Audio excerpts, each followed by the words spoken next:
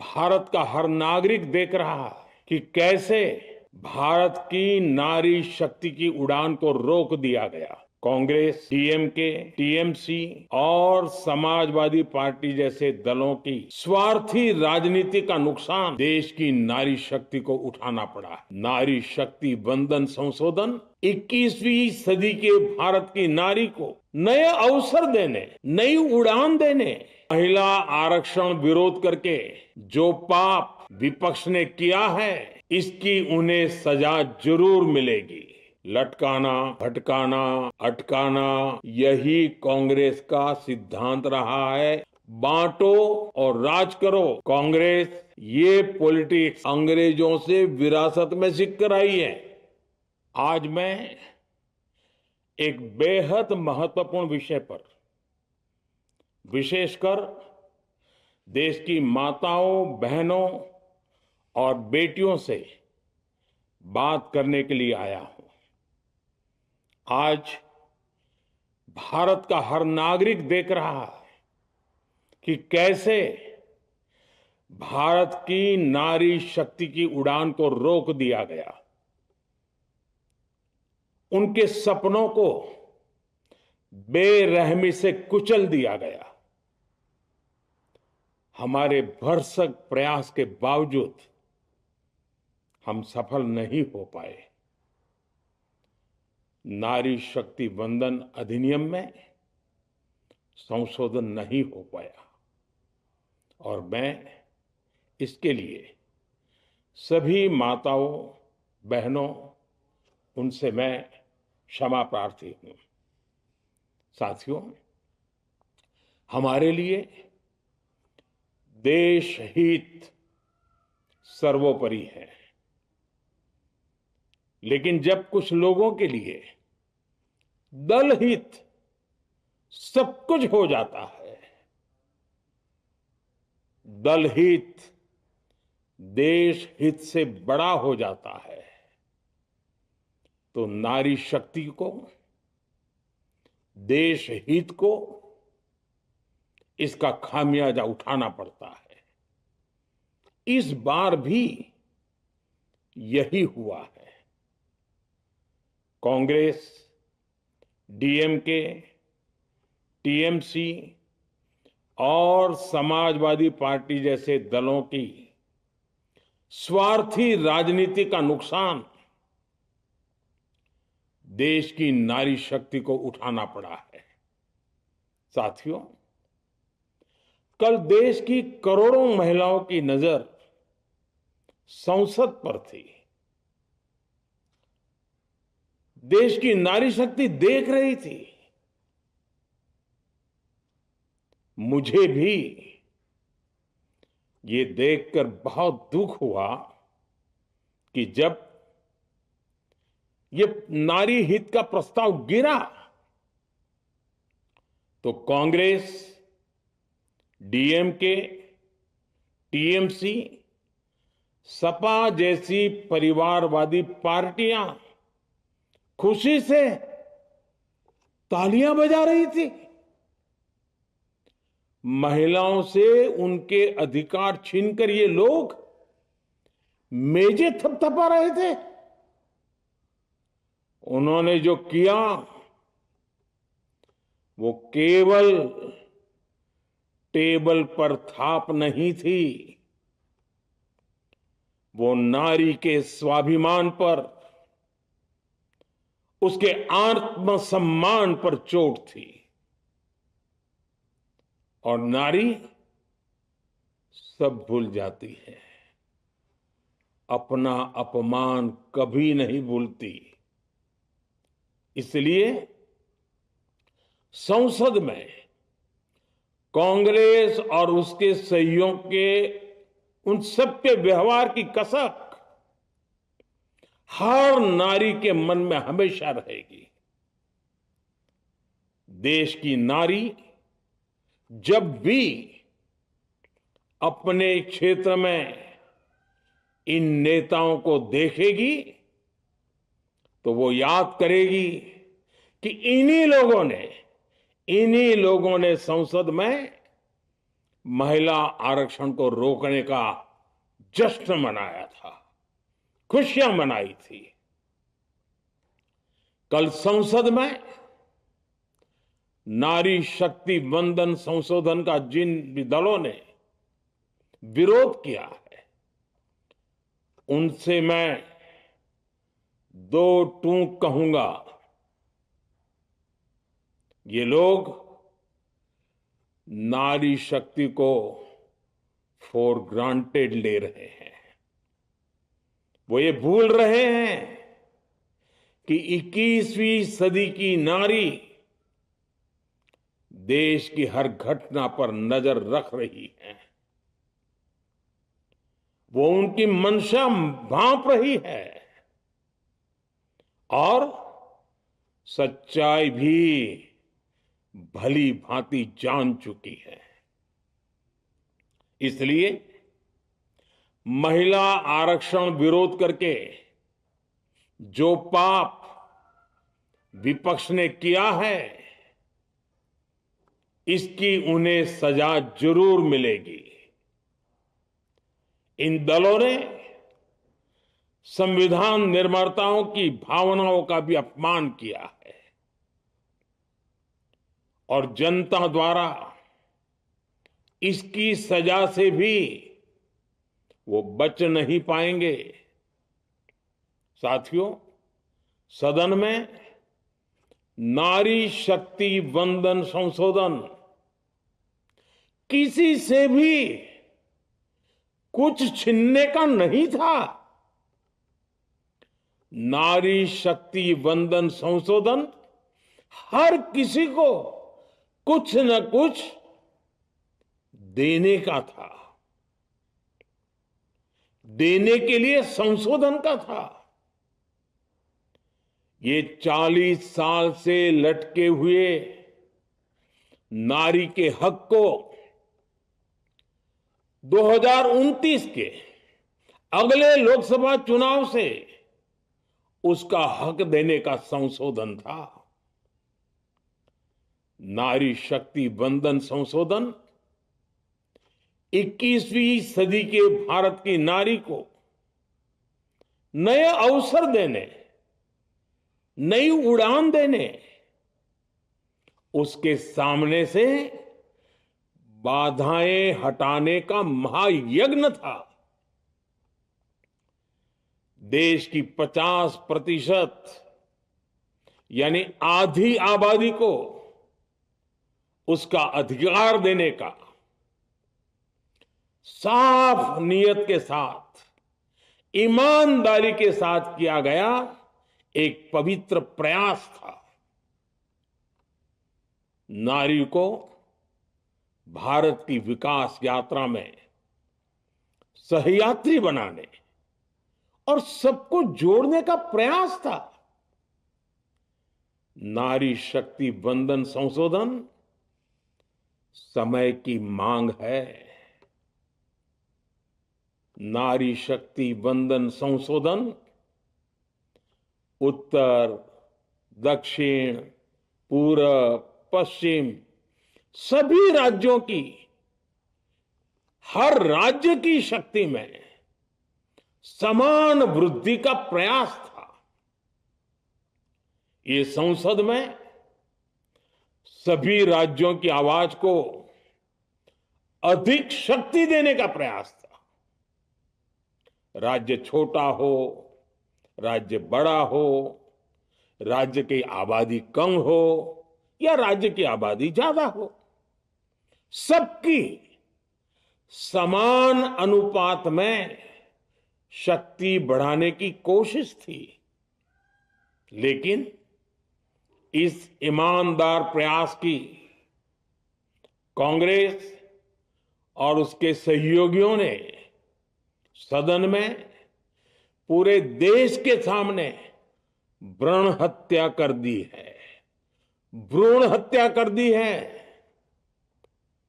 ये Congress, TMC, Samajwadi party, DMK जैसे दल इस भ्रूण हत्या के गुनहगार हैं। ये देश के संविधान के अपराधी हैं। ये देश की नारी शक्ति के अपराधी हैं। साथियों, कांग्रेस महिला आरक्षण के विषय से ही नफरत करती है। उसने हमेशा से ही महिला आरक्षण को रोकने के लिए षड्यंत्र किए हैं। इस दिशा में पहले जितनी बार भी प्रयास हुए, हर बार कांग्रेस ने इसमें रोड़े अटकाए हैं। इस बार भी कांग्रेस और उसके साथियों ने महिला आरक्षण को रोकने के लिए एक के बाद एक नए झूठ का सहारा लिया। कभी संख्या को लेकर, कभी किसी और तरीके से कांग्रेस और उसके साथियों ने देश को गुमराह करने की कोशिश की।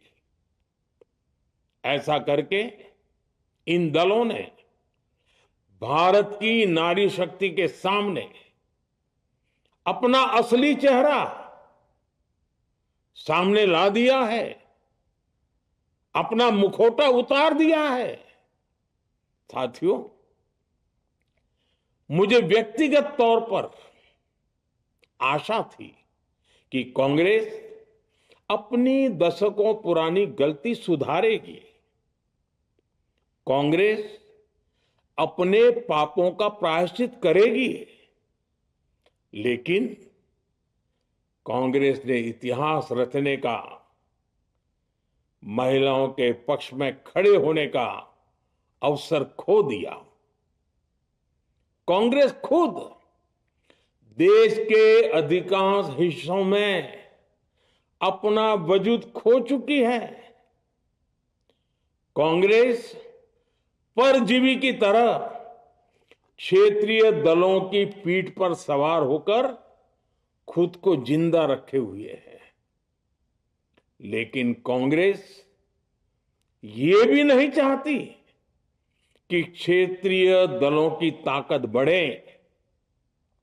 इसलिए कांग्रेस ने इस संशोधन का विरोध करवाकर अनेक क्षेत्रीय दलों के भविष्य को अंधकार में धकेलने का राजनीतिक षड्यंत्र किया है।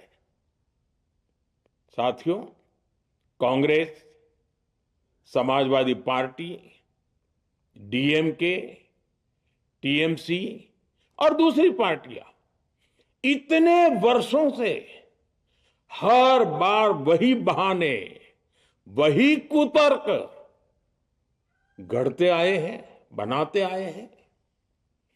कोई न कोई टेक्निकल पेंच फंसाकर ये महिलाओं के अधिकारों पर डाका डालते रहे हैं। देश राजनीति का ये भद्दा पैटर्न बराबर समझ चुका है और उसके पीछे की वजह भी जान चुका है। भाइयों बहनों, नारी शक्ति वंदन अधिनियम के विरोध की एक बड़ी वजह है इन परिवारवादी पार्टियों का डर।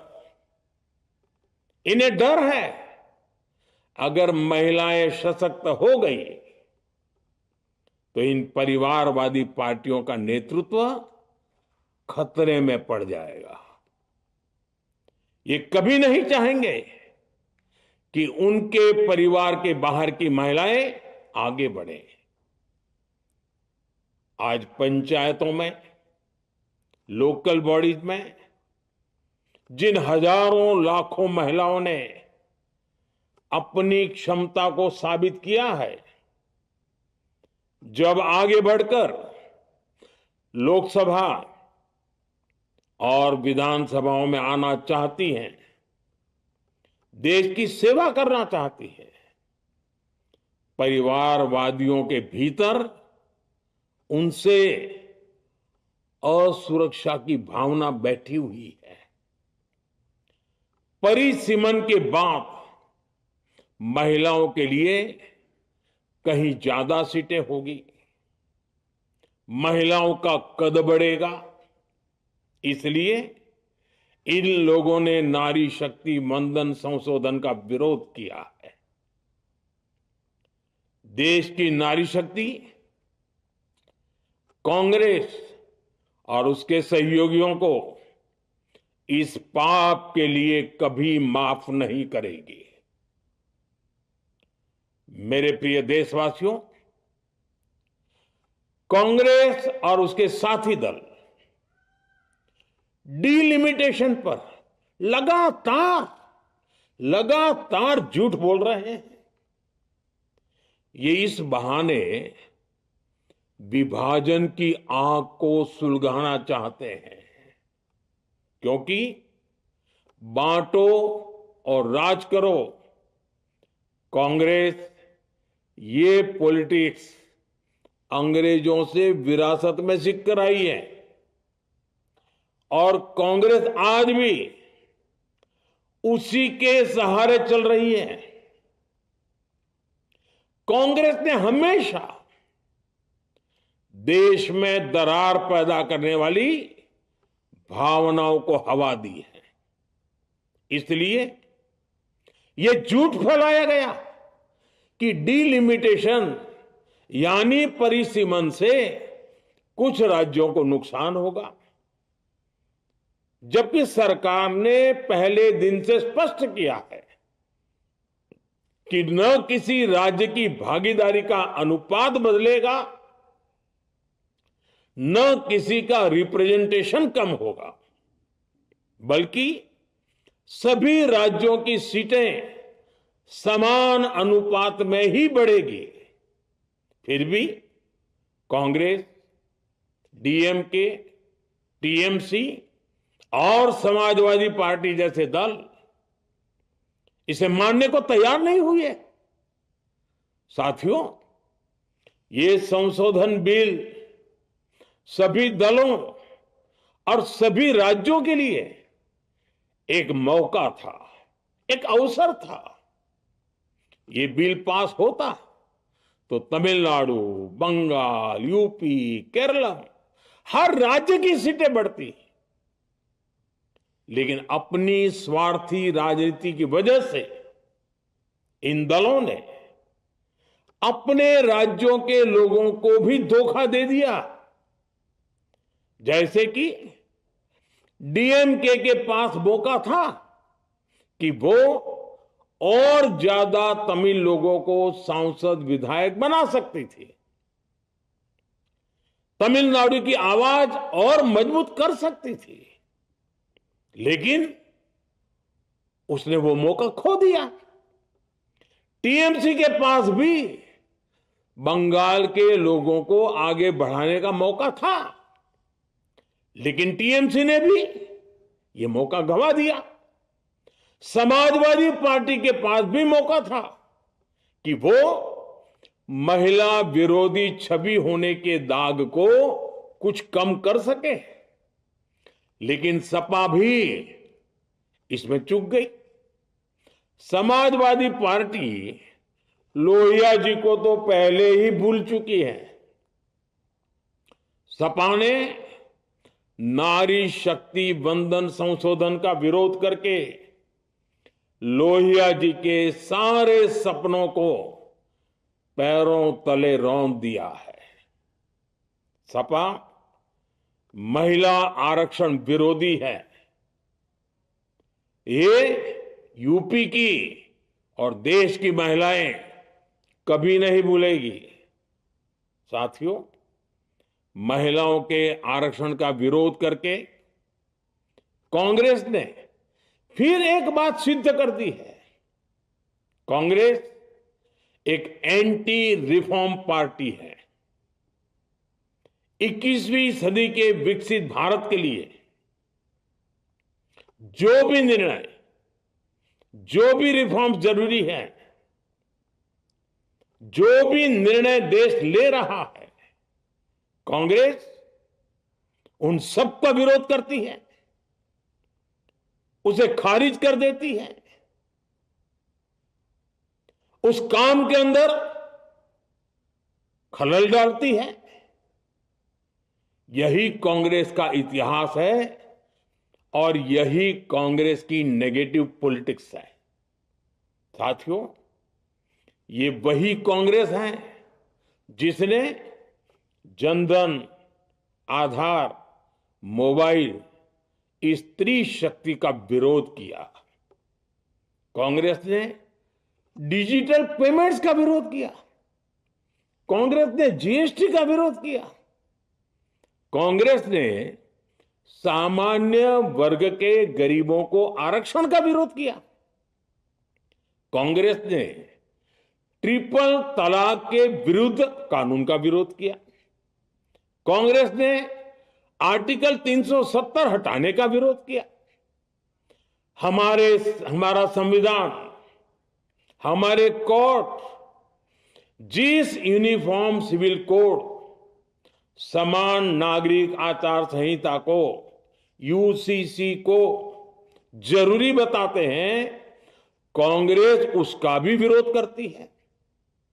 रिफॉर्म का नाम सुनते ही कांग्रेस विरोध की तख्ती लेकर दौड़ पड़ती है। ऐसा कोई भी काम जिससे देश मजबूत होता है, कांग्रेस उसमें बाधाएं खड़ी करने के लिए पूरी शक्ति लगा देती है।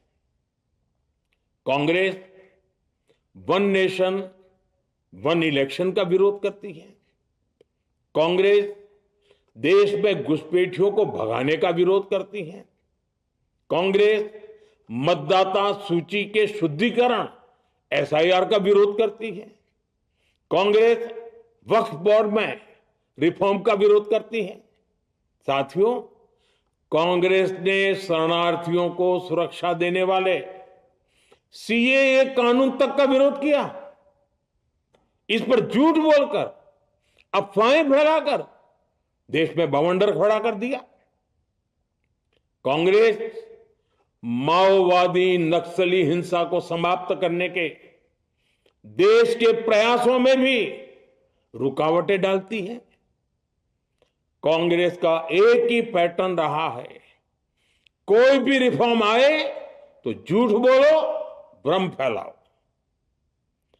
इतिहास साक्षी है, कांग्रेस ने हमेशा यही नेगेटिव रास्ता चुना है। साथियों, जो भी कार्य देश के लिए जरूरी फैसला होता है, कांग्रेस इसको कारपेट के नीचे डाल देती है। कांग्रेस के इसी रवैये की वजह से भारत विकास की उस ऊंचाई पर नहीं पहुंच पाया जिसका भारत हकदार है। आजादी के समय उस दौर में हमारे साथ और भी कई देश आजाद हुए थे। ज्यादातर देश हमसे बहुत आगे निकल गए और इसकी वजह थी कि कांग्रेस हर रिफॉर्म को रोककर बैठी रही।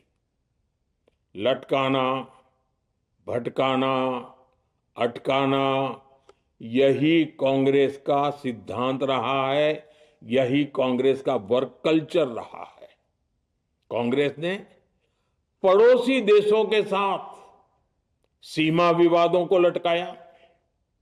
कांग्रेस ने पाकिस्तान के साथ पानी बंटवारे से जुड़े विवादों को लटकाया। कांग्रेस ने ओबीसी आरक्षण के निर्णय को 40 साल तक लटकाए रखा। कांग्रेस ने सैनिकों के लिए वन रैंक वन पेंशन को 40 साल तक रोके रखा। साथियों, कांग्रेस के इस रवैये ने हमेशा देश का बहुत बड़ा नुकसान किया है। कांग्रेस के हर विरोध, हर अनिर्णय, हर छल प्रपंच का खामियाजा देश ने भुगता है। देश की पीढ़ियों ने भुगता है। आज देश के सामने जितनी भी बड़ी चुनौतियां हैं, वो कांग्रेस के इसी रवैये से उपजी हुई है। इसलिए ये लड़ाई सिर्फ एक कानून की नहीं है, ये लड़ाई कांग्रेस की उस एंटी रिफॉर्म मानसिकता के साथ है, जिसमें सिर्फ नेगेटिविटी है, नकारात्मकता है। और मुझे इसमें कोई संदेह नहीं है कि देश की सभी बहनें बेटियां कांग्रेस की इस मानसिकता को करारा जवाब दे के रहेगी। साथियों, कुछ लोग देश की महिलाओं के सपने टूटने को सरकार की नाकामी बता रहे हैं, लेकिन ये विषय कामयाबी या नाकामयाबी क्रेडिट का था ही नहीं।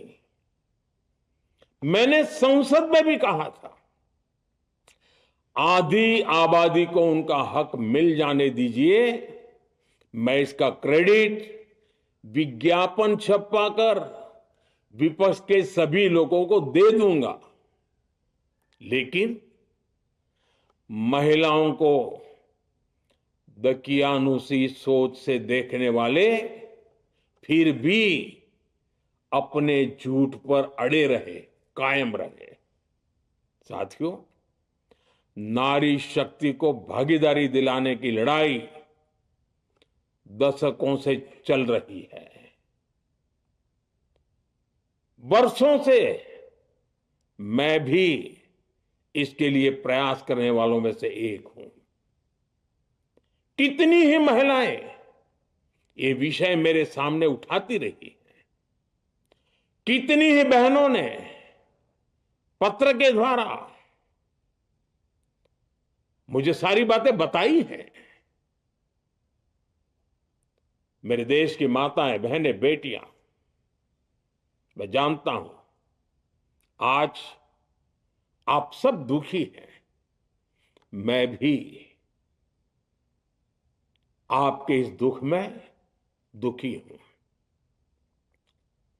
आज भले ही बिल पास कराने के लिए जरूरी 66% वोट हमें नहीं मिला हो, लेकिन मैं जानता हूं देश की 100%, 100% नारी शक्ति का आशीर्वाद हमारे साथ है।